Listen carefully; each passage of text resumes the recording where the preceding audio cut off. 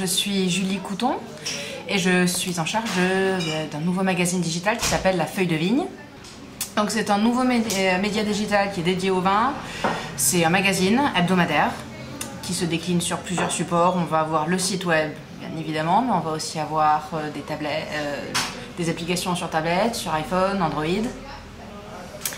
et des applications dans d'autres petites applications qu'on découvrira plus tard.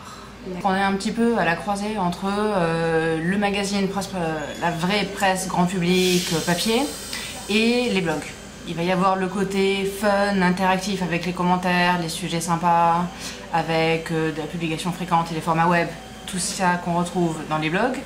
Et le côté professionnel avec une équipe de rédacteurs, avec une publication hebdomadaire, des rubriques, une ligne éditoriale claire et définie. Tout ce côté qu'on retrouve dans la presse papier. Il y a de l'information et il y a aussi des articles plutôt éducatifs, c'est-à-dire faire le tour d'un sujet, dire voilà le champagne entre le sec, le non dosé, le brut, quelle est la différence et qu'est-ce que ça va vouloir dire quand vous allez acheter votre bouteille et la déguster.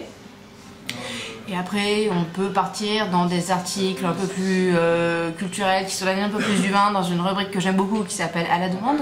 C'est-à-dire que toutes les semaines, les lecteurs vont pouvoir voter sur un sujet d'article qu'ils vont vouloir lire la semaine d'après.